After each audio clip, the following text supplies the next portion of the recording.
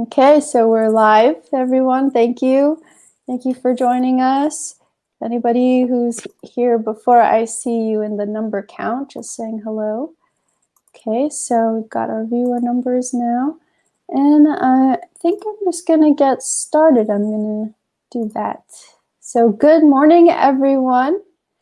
You're watching Stand Up, Fight Back. Yes, thank you, Angelica. So good morning. Thank you. You're watching our weekly Sunday morning show, Stand Up, Fight Back, where we discuss strategy and analysis for the progressive movement. We simulcast on Facebook and YouTube, so please share us with your friends, your family members. Please subscribe and turn on notifications so you don't miss an episode. I'm Margot Paez. I'm a scientist, engineer, and occasional journalist, and somewhere on either side of me is my amazing co-host, the grassroots organizer, Carlos Marroquin. Today's guest is Angelica Duenas. She's a delegate for the Democratic State Central Committee with the California Democratic Party. She is a member of the Central Committee at the Los Angeles County Democratic Party, too. In 2016 and 2020, she was a PLEO delegate for Bernie Sanders. Duenas is a mother and community organizer, but not only that, she's currently a congressional candidate for California District 29 in the East San Fernando Valley. Welcome, Angelica. Thank you for joining us today. Hi, thank you. Good morning. Thank you so much for having me. Yeah, it's a pleasure. Carlos, why don't you also tell us a little bit more about Angelica before we get started? I know you know her. Yes. Well, good morning, everybody, wherever you may be watching from. It is just another gorgeous Sunday morning here in Southern California.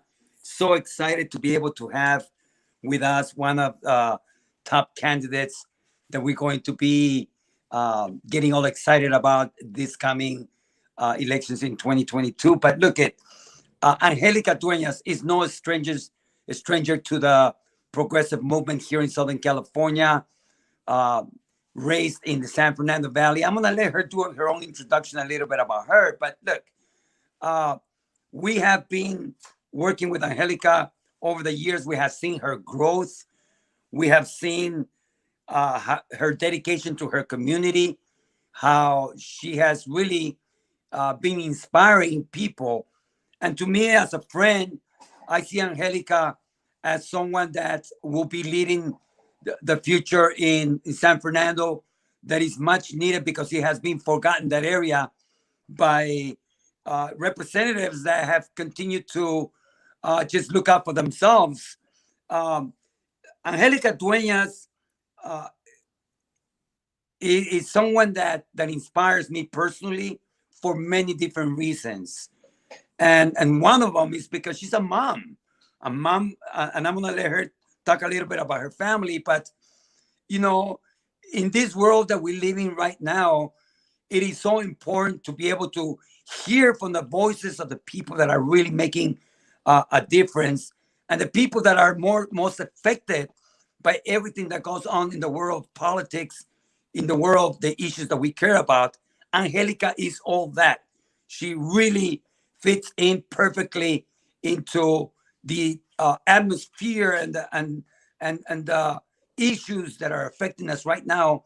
I think she has good head on her shoulders, where she has a good grasp of the issues.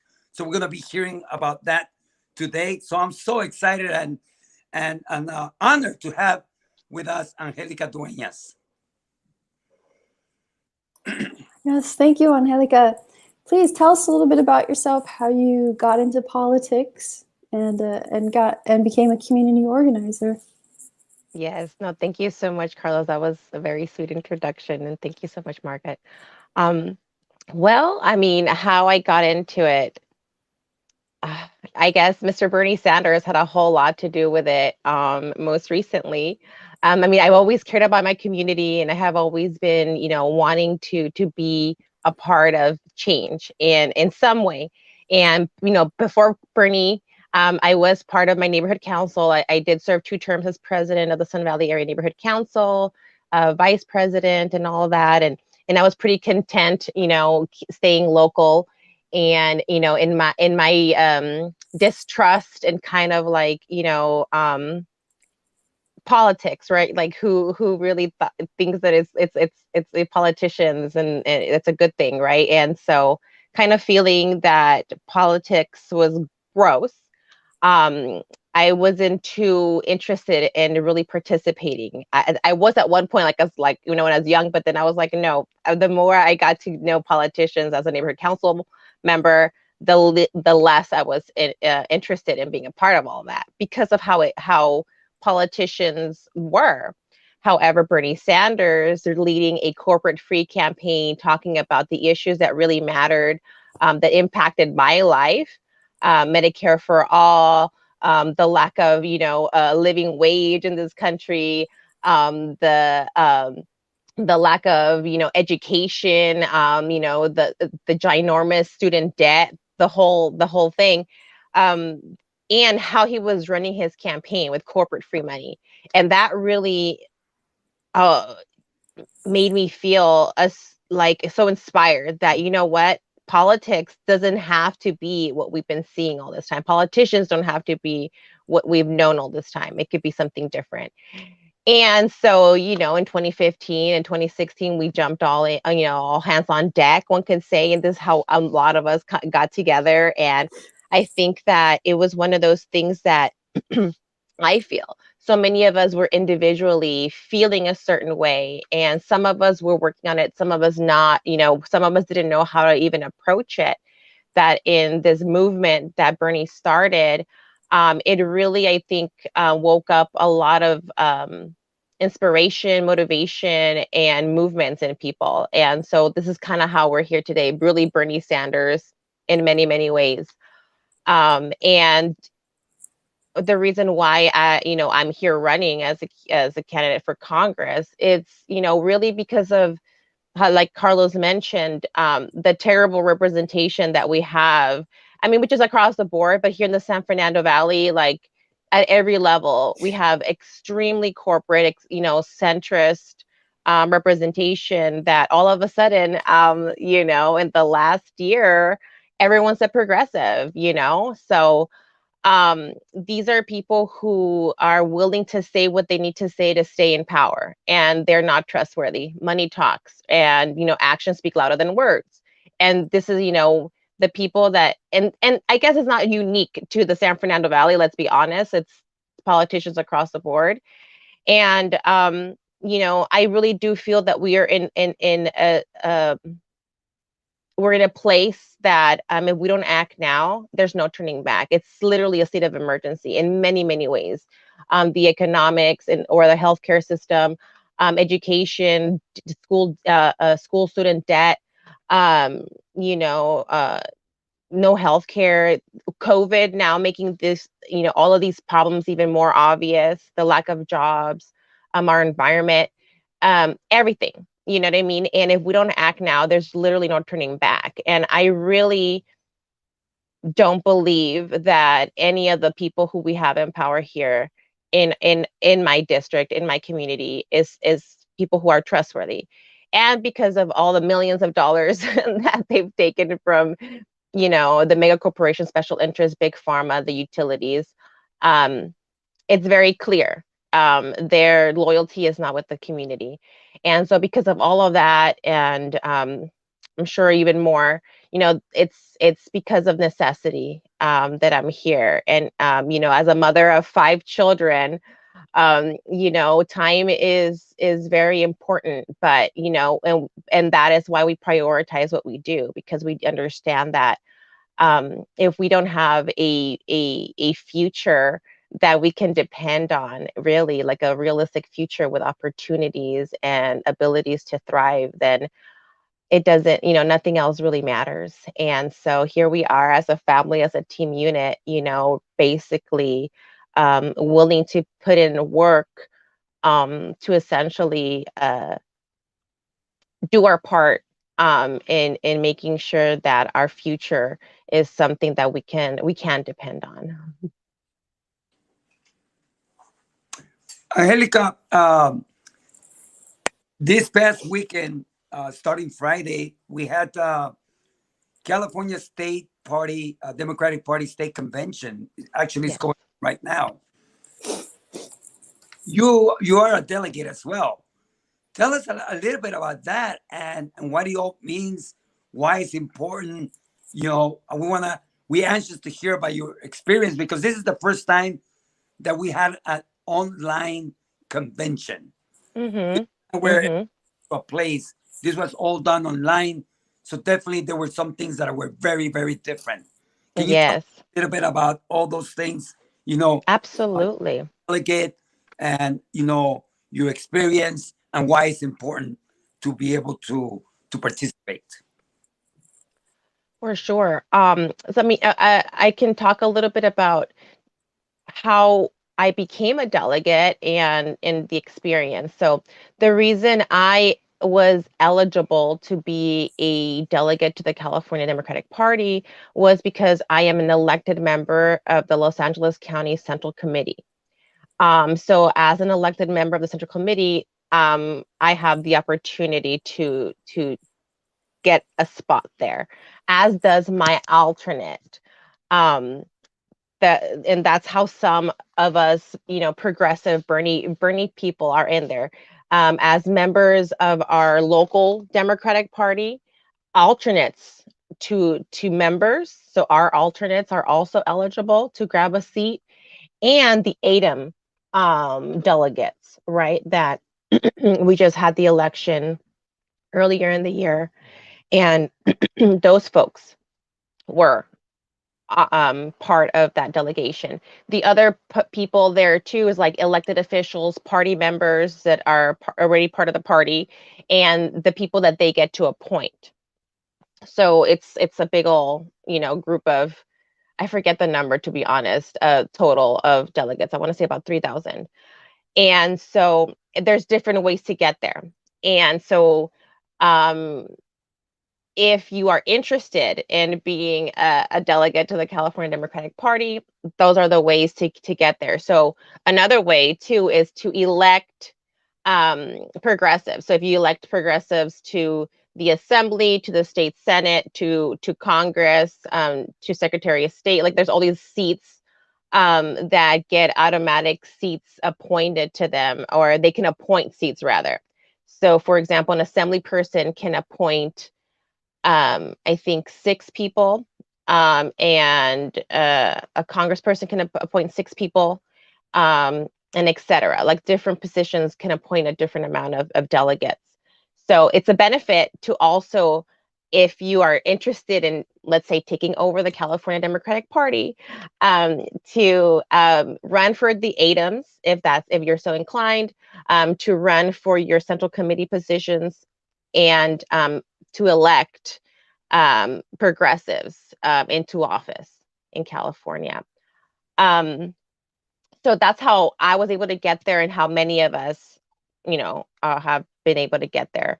It's super important to know that the California Democratic Party is very much set up not to be taken over, because most of the seats that we as grassroots organizers have like access to are limited. It's like about a third at best, you know, and maybe a little bit more with the central committee seats. So it's very difficult, not impossible, but definitely, you know, not easy. It's very time consuming. It's Robert's rules. It's a lot of stuff. You know, something to think about, I think, you know, but it's doable as far as grabbing a seat. You know, you can be at these meetings and these conventions. Are we going to be able to make a big difference? I don't know. You know what I mean? Like, I don't know. We can talk about how this convention has been. It's been online. So in the past, I've attended other conventions, not as a delegate, just as a person observing. Um, it's it's very much a show. It's a gathering. It really is an event. It's like a social gathering for the most part. It's like a space where people can come together across this, you know, Democrats across the state come together, and really highlight achievements and, issues that they want to focus on. A lot of the actions that, create the party and stuff like that happen beforehand, happen in groups and, caucuses or committees that, not everybody has access to. So that's something to keep in mind as well. Like the resolutions committee is very limited, right? You can, when we've been there in person, we've been very vocal, we organize right then and there. Sometimes you're able to make some changes happen on the floor, but all of this stuff has been, these are resolutions that have been written weeks in advance, if not maybe more. So something to think about too, like these events, like you're not, and maybe you might be able to influence some changes right then and there, but the work is happening beforehand. And a lot of the times we're not informed even as delegates.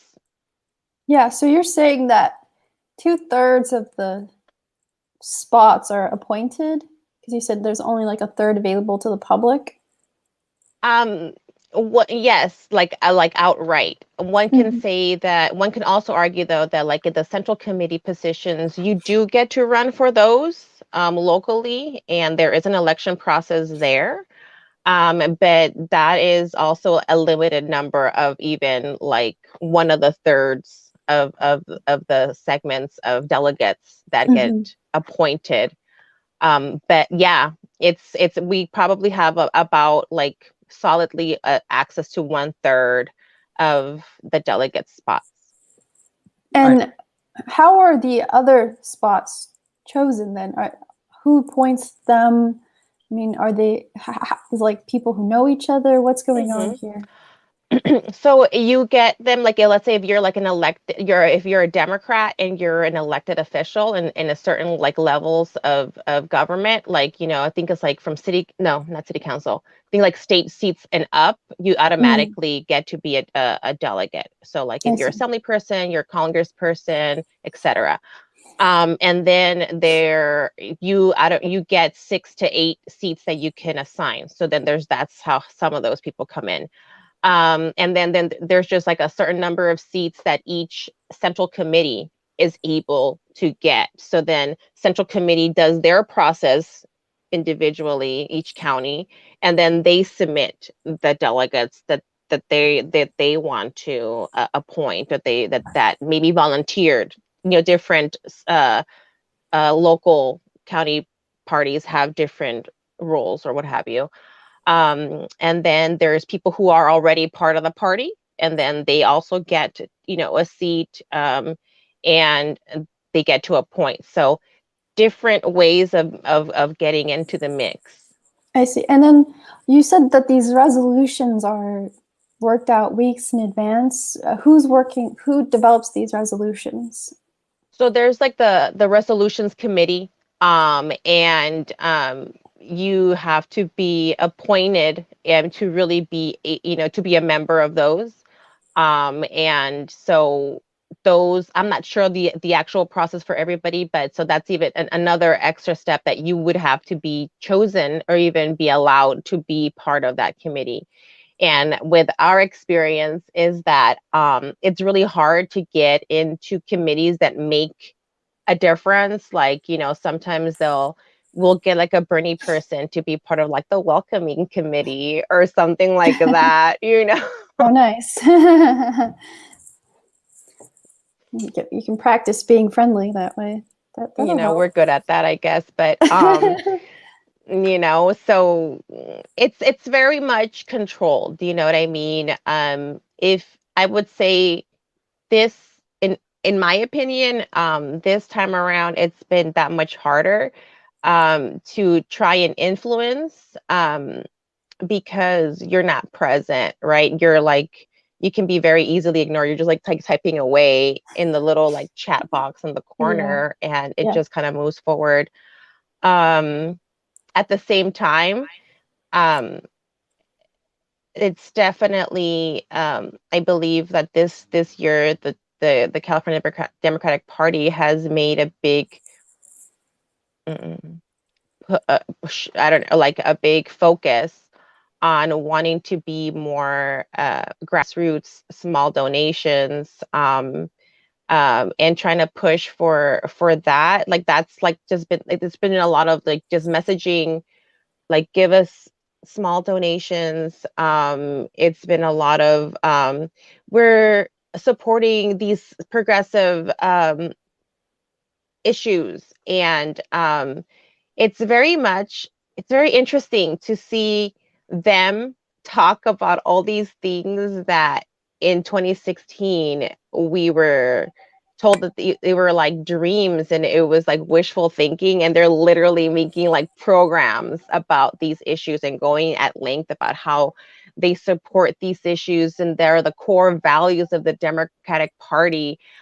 It's crazy. It really, really is. So it's been a very emotional experience because it's like, wow, like you hear speeches being told and it's like, what? This person does not believe any of that. It's really wild. They're giving us like, they're saying the right stuff, but that's the Democratic Party, right?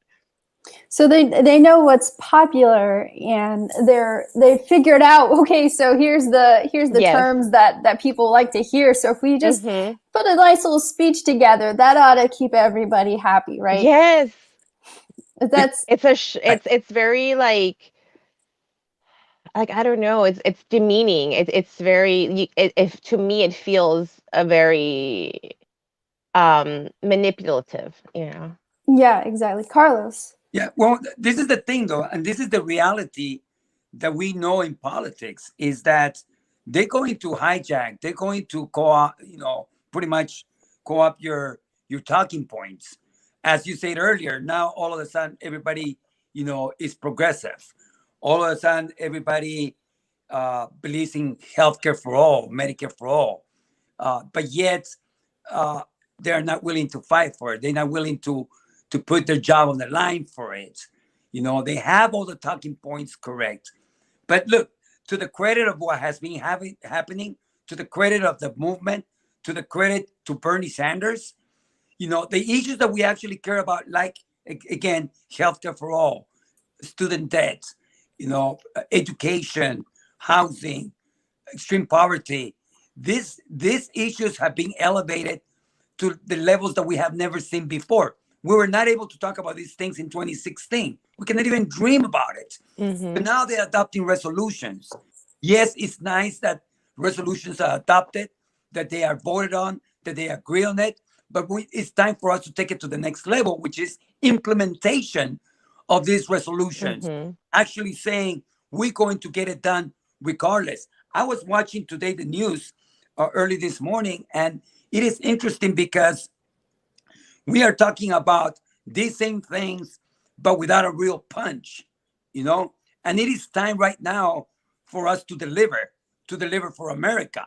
We can talk about raising the living wages, but we see also within the Democratic Party that there are some centrists, that there are some people that are very moderate that are fighting against it. And this is exactly what hurts the party. That on one side you have all the talking points correct, in the other side, you're slowing down progress, real progress. And but no, go ahead, Carlos. go ahead. So that we're talking about, that you can see right through it. Yeah. I mean, I think the question is really like, how sincere is the Democratic Party, right? It's easy to blame Joe Manchin over, in the Senate and say like, oh, we can't get anything done because this one guy just won't go along with the party. Isn't it funny how they always pick the one guy? Yeah, one guy. Why isn't like, why don't we have the one guy or the one gal? What's happening? Like, excuse me?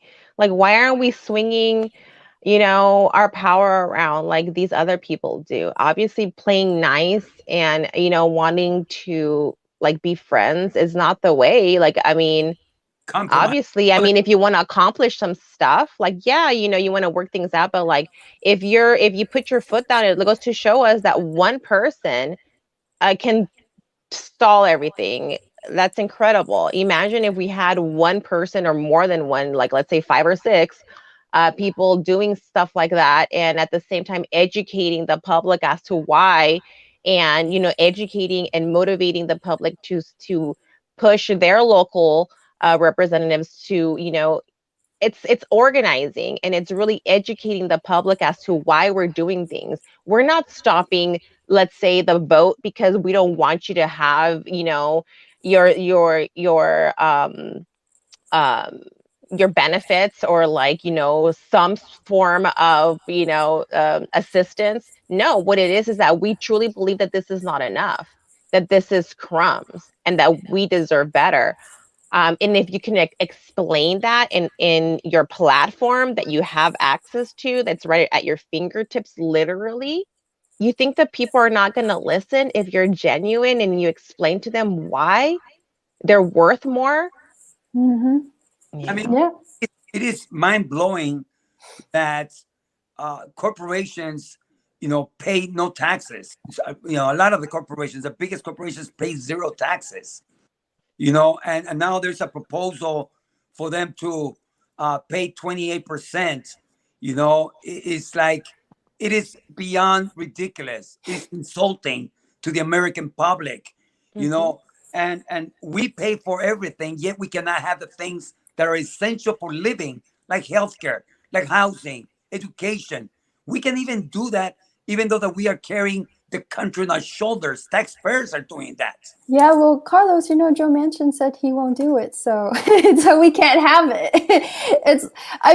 I don't mean to drag on about this, because I do want to focus a little bit on Angelica and the work she's doing, and that she's running for Congress.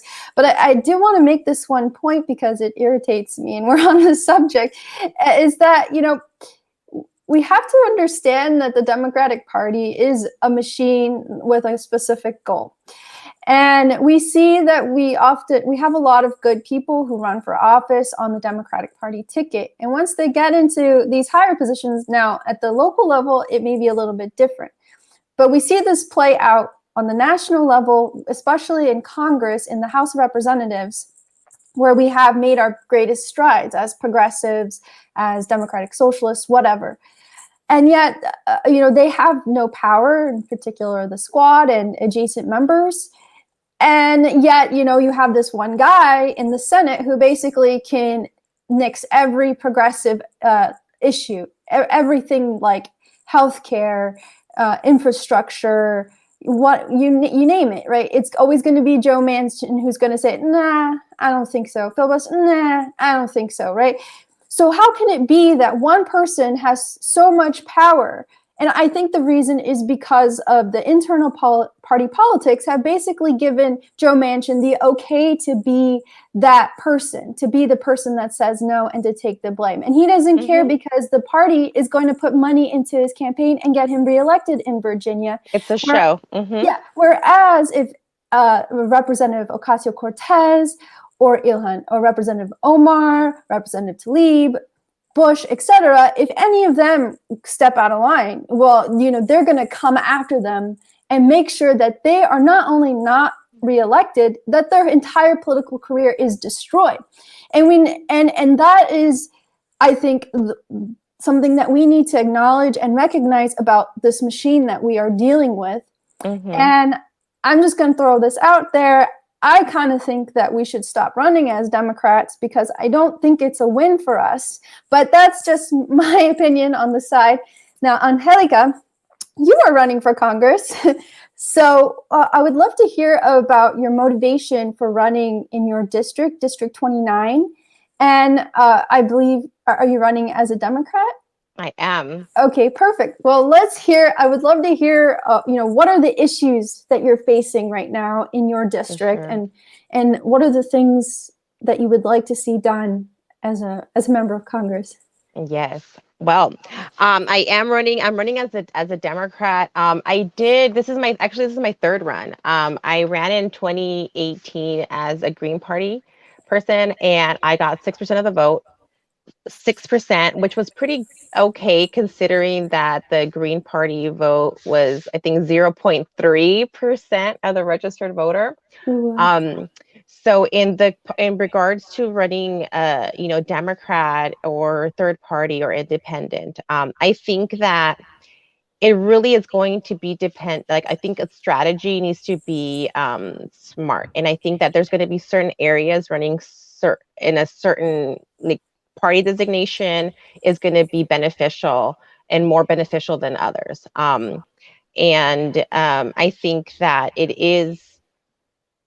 it's smart for us to really consider what is best strategy and to not throw away any tool at our disposal. I do agree that the Democratic Party is a machine, and it is there to keep, real progress from happening. I do agree with that. At the same time, the Democratic Party is a brand, and they have an infrastructure and like built-in like trustability for whatever reason. Like, Mhm. for example, let's go with like peanut butter. Okay, so let's just say Skippy. So Skippy, sorry, Skippy. Like they had like salmonella, poisoning going on and stuff. And let's just say they had it like, more than once, and it literally made you sick. You're gonna go to the store a year later, and you have Skippy and you have the generic. You're gonna grab 9 out of 10, you're gonna grab that Skippy. Why? Because you're familiar with it. It's like, yeah, I gave you that chorro that one time, but you know what? I know Skippy, and I'm gonna go ahead and I'm gonna risk it. Why? Because you're comfortable with it. You know it. Let's be honest. This is like human psychology. It is what it is. So I think that it's running Democrat. It's a strategy that shouldn't be like thrown away, but also it's not the only way to do it. And I do believe in strengthening third parties, and I do believe in building another option.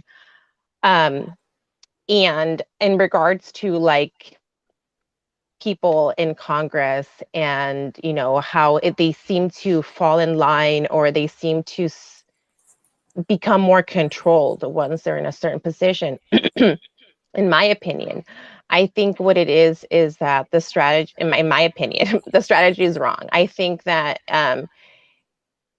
if people understand how Congress works, it's a seniority game, and you really can't make many changes internally, like big changes, until you're in there for a very long time. That's how it works. And a lot of the things similar to like the California Democratic Party and other workings, like things happen in committee. Things are going down for weeks and months ahead of time before the public even knew what was happening or even got wind of issues. And I think that um, the focus, the strategy should really be, yeah, you want to push, our progressive agenda and our progressive bills and resolutions and do our job, as a congressperson, let's say. But at the same time, the bigger, I believe, power move would be to educate the public and utilizing our position of power to do so. The access, imagine if AOC had like a weekly workshops on how to organize, right? Imagine if AOC was hosting organizing groups on her Instagram page that showed you how to actively organize in your district. What if the squad made a shout out and made specific requests for specific representatives to get visits, and to have the people vocalize their needs?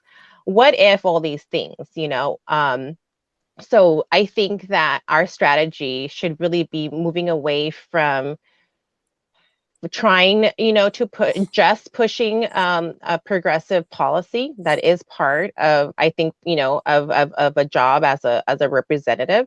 But I think that the bigger role would be to utilizing our position of power to organize and to really empower the community. So my plans as a congresswoman is to have a large enough office space to be able to share space with community, to have the extra space where we can have community members organize. I would like to have field trips of children. I would love to have like a minimum of 300 children coming through my office every week, coming in and leaving with the tools at their disposal of how to organize and to really start a movement. I would love to be able to host, like, every other month, community meeting, town halls and stuff, and where we can talk with our community, whether I'm in town or not, my staff or myself, via Zoom or however, you know what I mean? We want to make it super accessible. We want to make sure that las señoras, our moms, our tias, teachers, people who working during the day, people who working during, in the night, that everybody's going to be able to have access to being informed and being kept up to date. So we want to be able to make our office accessible, but we want our office to be an empowerment center, where people will see us as a resource and also as a way to learn the skills necessary to make change on their own, because they shouldn't be depending on me or anybody in my seat, because I would say just because you can trust me doesn't mean the next person, is going to be just as great, or who knows, you know what I mean? You really don't want to blindly trust anybody in power. What you really want to do is empower yourself. And I think that that's how many of us got here, is we went from going, somebody needs to do something about that. Somebody needs to do something about that. That guy's shady. Like, someone needs to run against that person. And you stop and go, I'm somebody. I am somebody. And I think that it's like sad, but like, if Donald Trump, you know what I mean, could reach the heights of president, I think that just about any working class person that that has had to deal with some struggle, that has had to like deal with a budget, that has had to deal with just living life, is more than adequately prepared to lead our community in some way or another. And that could mean in office, that could mean part of a mutual aid group, that could be part of your neighborhood council, your tenants union, like la señora that gives the info to the other moms when you're waiting to pick up your kids. Like, what does leadership look like? It's up to us, right? Like, we build the community, we have the opportunity to build the community that we want to see. And it really comes down to being empowered. And if you don't feel like you have the power to do so, you're not going to feel inclined to even, like, what's the point, right? Like, what's the point of doing the work if you're not going to have a good outcome? And I saw it personally in my campaign. I mean, this is my third run, and we saw people going like, really, do you really think that you have a chance? Really going to run Green Party, at that one time? Really, like, how much did you raise, to just like, he's a long-term incumbent, he has no chance.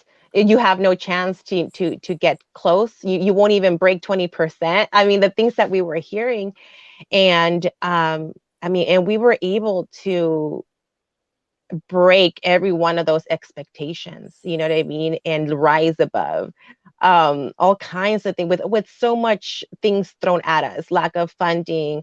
When in our movement, we've been working so hard for so long, and we've had so many losses that it's really exhausting and emotionally draining, that it's like to run into like a fight that you're going to get socked in the face. Like, nobody wants to do that. It's like, I'm good. And so, yeah, you're going to get socked, but you know what? You're going to sock them back. Like, that's how it goes. You know what I mean? And guess what? It hurts just as much. You know what I'm saying? And that's it. What are you going to do? Oh, I'm going to get socked, and so I'm just not going to fight back. After a while, you realize that, yeah, you get socked, but that's it. Like, okay, you move forward. And that's how it is. And that's how bullies work.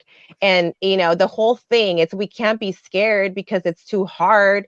We can't be just, oh, we're just not going to try because it seems impossible. With less than $80,000, I was able to get 43% of the vote against $1.2 million. We did that with no strategist, with no consultants, with just like Google Sheets, county data, and like a sack of potatoes, you know what I mean? Like, and like 20 of us, you know what I mean? Like, it was crazy. So how much money did you raise, and what was the percent of the vote that you got again? Because I think that's really important for people to hear.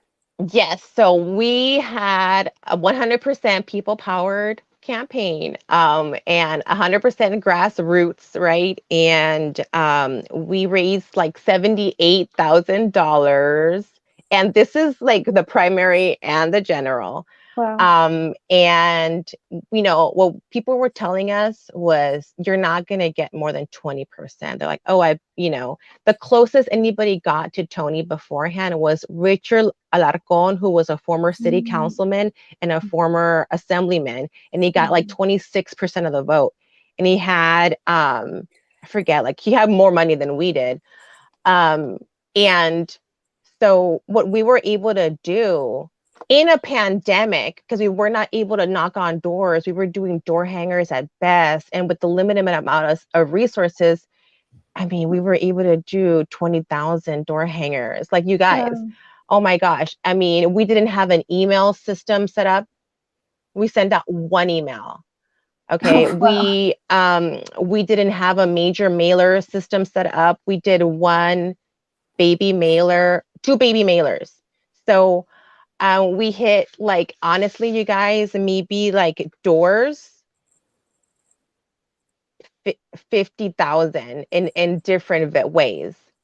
They were focused. I mean, we were smart about it. We did some targeting, right? We figured out which was the homes and the areas. Like, we weren't just like, so within our limited resources, though, we were able to bring our talents into this, and our love and our passion for community, and to really, I believe it really goes to show that the message that we were able to send out to our community was a message that built trust, that was consistent, and that it's something that people really, really, really need, not want, need. And for us to, I don't have one of my mailers here, but the stuff that we were sending out was not your basic mailer. It was very thoughtful and very just something that came out of love. And we literally, I mean, have you ever in your life called a candidate because of a piece that you got in the mail? We got phone calls for people who got our postcards, our mailers, and our door hangers. Wow. Okay. So it was just such an amazing experience to have been able to connect with people without being able to knock on doors and have the necessary conversations, to do that with limited resources. And, my dad passed away in August, literally in the middle of the general election. I had to plan a funeral in the middle of everything.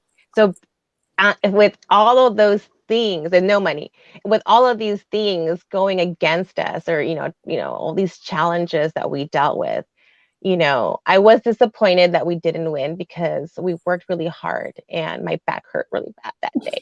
But but I am very proud for what we did. And we got 91,528 votes. We spent less than $80,000. We got more votes than we spent dollars. That's unheard of. That's amazing. Unheard of. Yeah. In at the congressional level. What we were able to accomplish is huge, with 100% grassroots, with no big endorsements. For whatever reason, we got no big, national endorsements. We got no, big national, electeds or what have you that came our way. And we were able to do a lot better than, people who had millions of dollars and all those endorsements behind them. You There is, know, what it goes to show is that people power is valuable and that we can make a difference. We don't need millions of dollars. It helps, but we don't need that millions of dollars to And build a movement.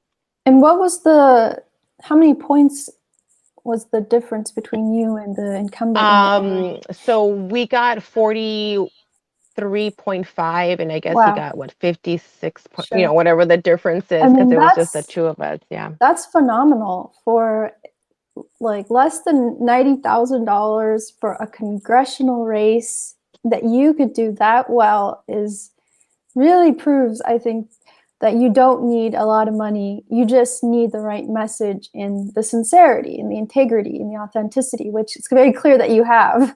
So it's no wonder that you did so well. Carlos, I knew you were going to ask a question Yeah, and make a comment. I think that there is a reason behind a lot of these things. And one of them is that the people in San Fernando, District 29, have been ignored for many years. That's the reality. You know, we hear very little coming from the current congressman, completely out of touch. And people have taken a very hard look at this, and they're struggling. They're hurting.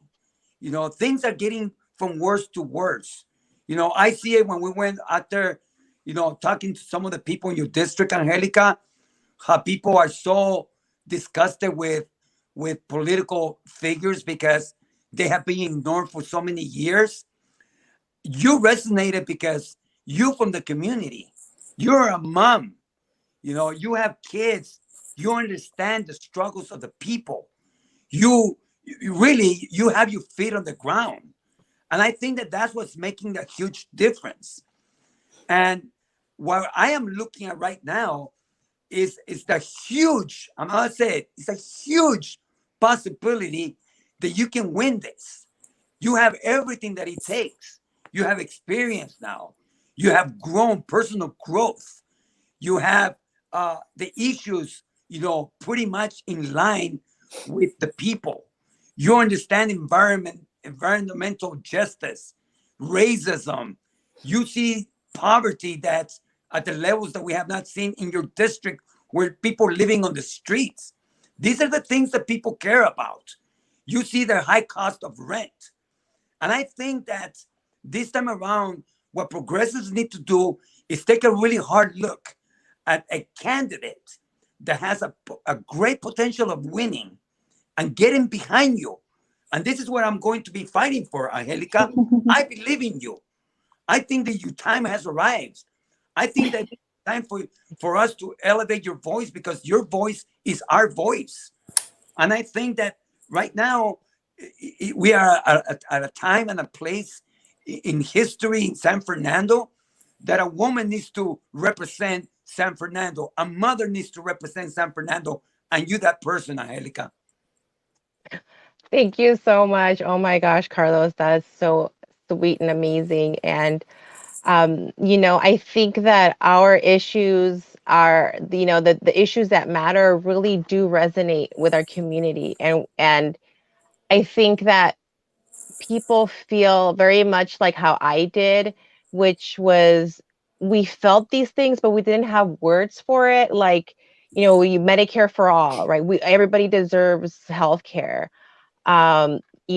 Tuition free higher education, like these concepts that people are becoming familiar with, that are now like, we deserve this. Like it's almost like this is a minimum standard that we should demand. And I think it's amazing to see the movement empower our community. And like you mentioned before, in 2016, never in a million years would we have thought that so quickly we would be at this point where literally the issues that we were fighting for as like crazy, which are not crazy. If you look at the rest of the world, it's actually very centrist and like not radical whatsoever. But that we were looked at as these radicals. And now it's like a minimum standard that, at least in the Democratic Party, it's something that's being pushed for.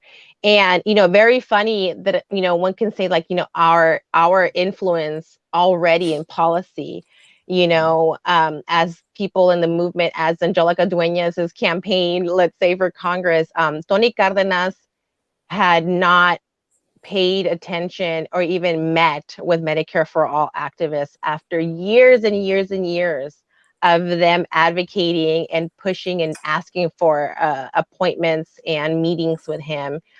He avoided them for years and years and years. But like 2 months ago, shortly after we, gave him a run for his money in the 2020 election, he came out that he's supporting Medicare for all. And then a month after that he's supporting a Green New Deal. This is after years of ignoring the issues. And I think that's very important to see how we have already been influencing policy in Washington, D.C., and we're not even there yet.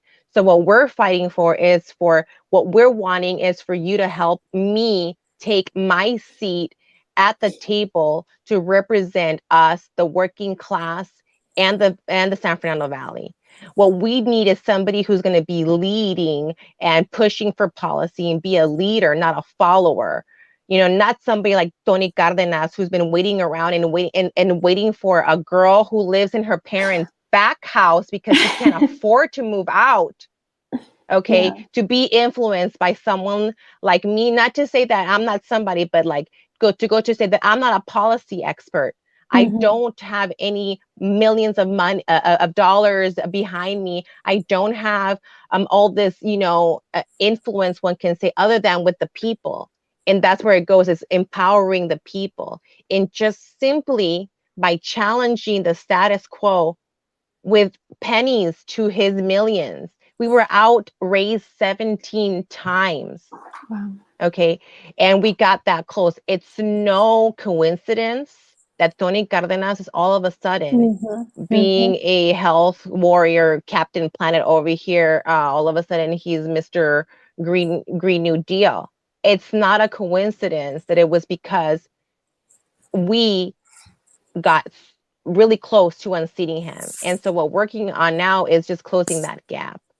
And it's very clear that our issues are influencing the rhetoric, but we need to have people in power that we can trust. People or words mean nothing. Actions are what matter. And what we need is people who are willing to fight for these policies that are imperative and that are, that our lives depend on. Yep, absolutely. I think that you showed him that you are a force to contend with, and that the issues that you're running on are really what's driving the popularity of underdog candidates, right? So they realize, if I want to stay in office, I need to adopt some of these things, even if I don't really believe in them. And I think don't worry, Mnuchin or whatever, he's gonna we got it. You know what I mean? Like, they are protected. It's okay. They love playing good cop, bad cop. They are masters of it. Remember when Barbara Boxer and what was the other one? Feinstein? Yes, they used to just take turns. They would just take turns being good guy, bad guy. That's how this is the game that we've been manipulated for so long. My dad used to say, rest in peace, my dad used to say, the Republicans, you know what they're about. Okay, yeah, it is exactly what it is. Like it or not, he's like, and I respect that. Yeah, he goes, right.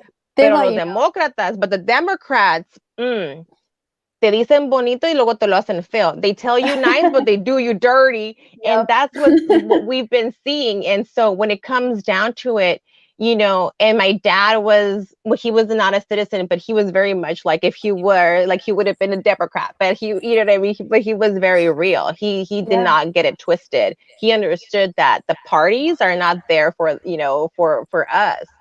And, and that the danger it lies in the rhetoric, really. And that's why here in our community, like, we rarely can, are really focusing on Republicans. Well, one, because they don't have power around here anyway, so they're not really a power to be reckoned with.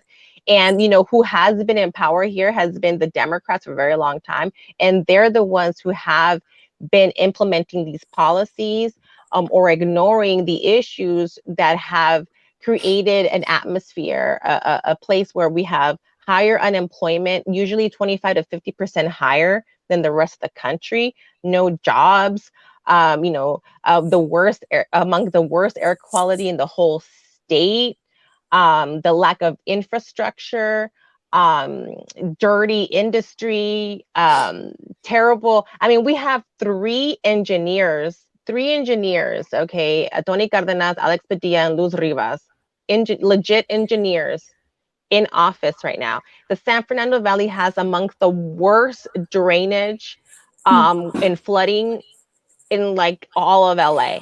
Like if it's raining and Channel 5 or whomever, they need to get that shot. They come over here to Tahunga and, Strathern or something, Tahunga and Satakoy, and get that flood, footage of like the cars with like the water coming to like, the window. Why is that the case? Why is it that we have groundbreakings for projects and they sit there for 6 years? Why? And then the developers buy up all the properties around there, and they're going to build a bunch of bougie condos. And now we're going to go ahead and move forward with this really nice water park that we're going to be doing. Why? Is that a coincidence? Is it a coincidence that we've been taking advantage for so long, and that we have all these people in power doing the what is it, the like a political seat cha, right? I termed out, switch. Okay. What's happening? It's gross. Enough is enough. It's time for change. It's time to get people in there who are willing to put up the fight that's necessary. It's time to get people who are not tired. I mean, it must be exhausting being a big old vendido. It must be so exhausting being a corrupt sellout. It's a big old thing on your shoulder. When we want to give people a chance to go home, enjoy their kids, enjoy their grandkids, enjoy their retirement, and let people who want to do the work. Because that's what we're doing. We're working class people. People were like, oh, what are you going to do, Angelica? You have 5 kids and we're going to be, that they only meet like 4 days out of the week for 4 months out of the year in Washington. The rest of the time, like they're, you're in your district. They make it seem like that's a part-time job, that's a part-time job. So these people who are trying to make it seem like it's so, it's a part-time job. So if you're not putting in 60, 80 hours, like a normal person does, like, when I'm working, I'm like a salary. So like, you put in your hours, like we're working class people are used to working. And so we need more people who are willing to put in the necessary work, the efforts, and to do the organizing, because the work that we need to do in power is, yes, policy, but outside of the, the White House, the halls of the White House, we need to be doing the work here in our district. So I look forward to all of it. Oh my goodness. I think it's going to be a great opportunity. And to be honest, like, I'll be honest, it's going to be a life-changing opportunity for my family. Like, to be making that much money and to be able, like, to get paid to help my community and to make big changes is like a dream come true. And so I'm so excited of the opportunity, like personal opportunity. We've sacrificed so much. We've sacrificed so much, the time and occasions and special events and things that, because we put community first. And so to see things coming around, it's beautiful because we can feel it. We know this is my seat in Congress for us. It's bigger than, I don't want to take this bigger than me. There's like another candidate that's using that line, but it is. It really is. Right. It is clear, and it's very important to say this. Yes, Congress people get paid a lot of money, but we have struggled in the movement. And I'm talking to progressives right now, because sometimes we feel embarrassed to talk about these things, but we need to talk about it. When we start, we have value. Our candidates have value. They bring a lot to the table. They have struggled. They have organized with no money. They have sacrificed so much, constantly giving and giving and giving. I think it's time for us to start empowering ourselves, running for office, start getting paid for what we are value, Mhm. and start using those resources as we get paid to empower other people. Yes. That's That another thing too. People forget, getting progressives in office means that we're going to hire progressives for our staff. So we're not only it's going to be a benefit that is going to really affect the activist world by literally creating financial stability for these people. Like for me to be able to pay living wages to my staff and to be able to give them the tools necessary to be able to facilitate the change that they've been wanting to do. I mean, my goodness, to be able to really fund the movement is amazing. Like I know people, I personally have lost years of wages by choosing, jobs that allowed flexibility, right? Like we make choices every day where we choose to put community first in many different ways, right? And I've known people who have left really great paying careers to be full-time activists. And so it's very important to really value who we are and to really understand that being in positions of power also gives us the ability to financially support ourselves, our families, because we are struggling. But the movement, literally our activist network will also be empowered. And the movement is this is something that we need to really look at it in a very strategic way. Like you can't expect people to do all this stuff and all this work and we need to pay rent, we need to eat. And so to really also understand that the long-term sustainability of just like, doing this out of volunteer basis, it's impossible. This is why you have burnout syndrome. So we as Gosh, yes. leaders in positions of power, once we're there, need to figure out ways to be able to fund. So I would like to figure out ways to be able to independent to my position of power, because when I leave, I want that to be sustainable and to continue on. Is how do we create those structures, needed support systems for the activism to continue on beyond us, right? And that means financial support, food, childcare, the list goes on. Like shoot, laundry, I don't know. Like honestly, if someone wants to help me with laundry, that would help my life so much in my campaign, for example.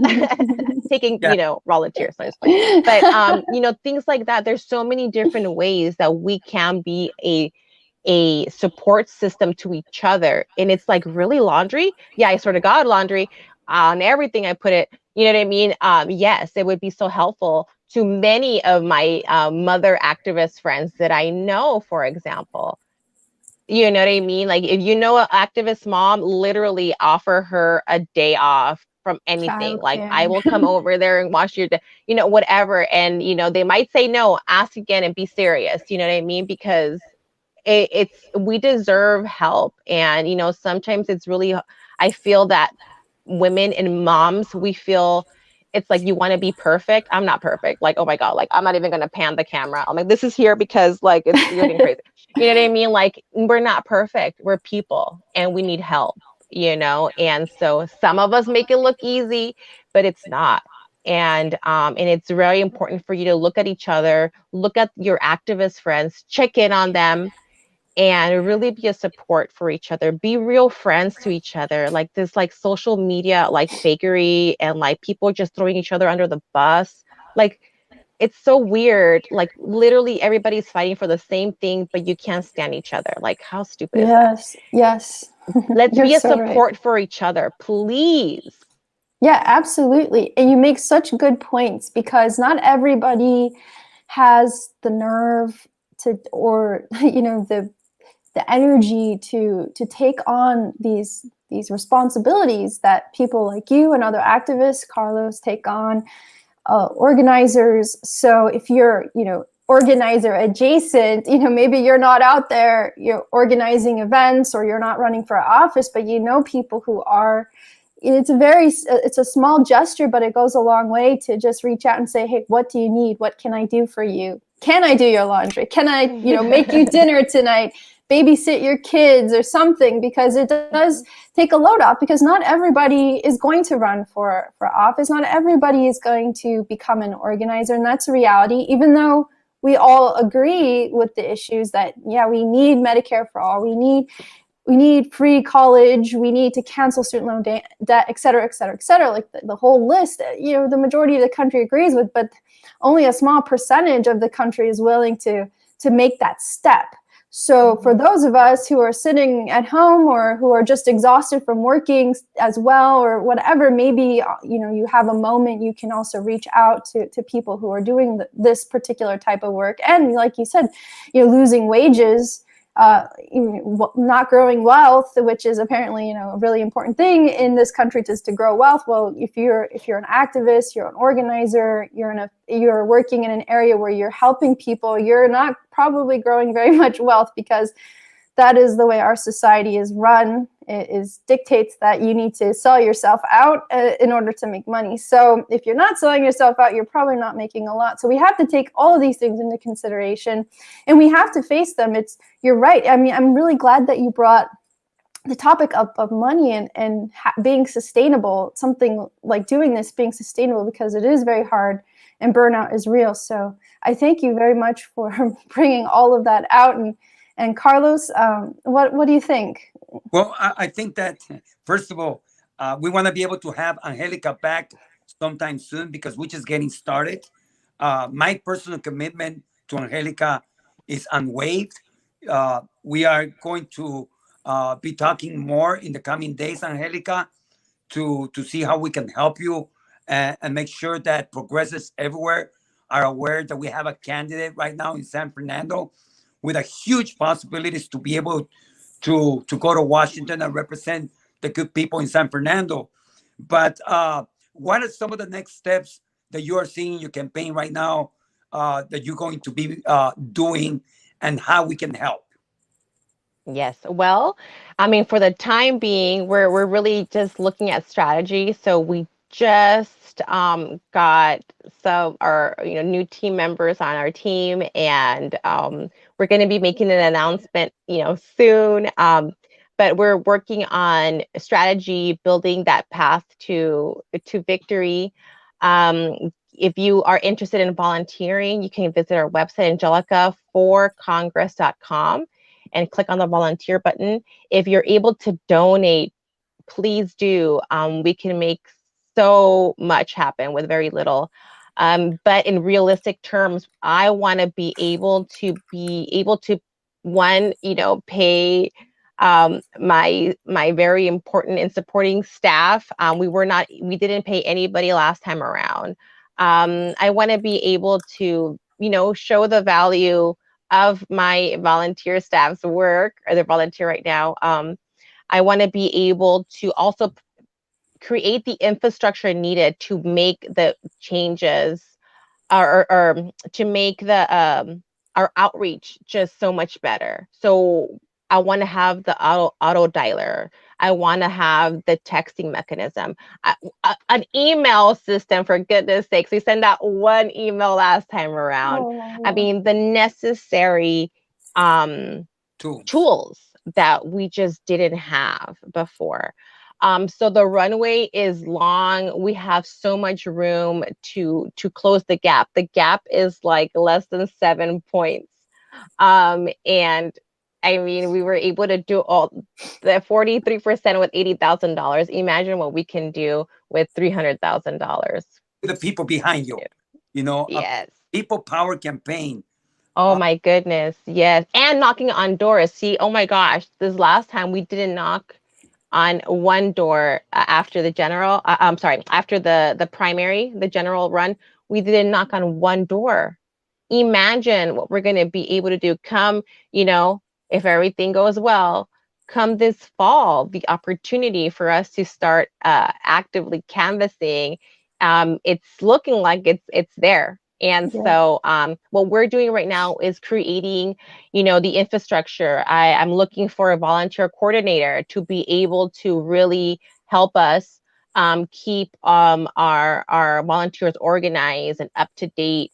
We didn't have a volunteer coordinator last time, so all of these positions that are super important, I want to be able to create that infrastructure and the ability to sustainably keep those people, because, you know, in order for them to stay on board, they need to be able to sustain themselves, right? So all of that stuff. And so angelica4congress.com, and in the next month or so, you should be seeing a whole lot more announcements, events.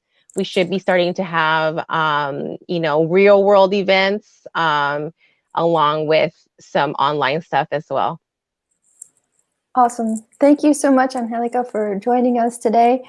We are unfortunately out of time, but we'd like to thank our viewers for staying with us for an hour and 10 minutes, because this was just such a fantastic discussion with Angelica. And if you like what she had to say, please consider donating to her campaign or volunteering on her campaign, because that's really the only way we're going to get like-minded people in positions of power, is through volunteering and some of these small dollar donations.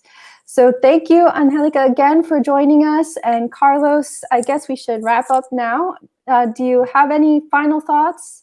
Yes, Angelica is going to be sitting as the representative in the 29th district in from San Fernando, in Washington. I have no doubt about that. Her time has arrived, and it is the time for progressives everywhere, for grassroots to rise up to the occasion and get behind a candidate, a real candidate that will deliver and will represent well the people in San Fernando. Angelica, such a pleasure to have you, and I'm looking forward to working really hard for you in this campaign at whatever level you need me. Thank you. I want to say just thank you so much to you both. I really appreciate you, the work that you're doing and the platform that you're providing, for activists, grassroots candidates, and, you know, the people who are involved here, in creating the change that we want to see. So thank you so much for all that you do. You know, we need these platforms, so your work is much appreciated. Yeah, thank you. I mean, we may not have like the most clickbait YouTube videos, but we try to highlight the real important work, and so that's a dig at Jimmy Dore. But I like him. We see you. We see you. All right, everyone. Thank you so much. Please be nice to each other on Twitter, and wear masks, get vaccinated, and we'll see you next Sunday at 10 a.m. Pacific time, 1 p.m. Eastern time. This is Stand Up, Fight Back, and we simulcast on the Bernie Sanders Brigade page and also on YouTube on Insight Out News. You can see our recorded videos there on either channel, so please, if you missed a show, just watch it and make sure you share us with everyone you know. Okay, goodbye, everyone. Have a great Sunday and a wonderful, wonderful week.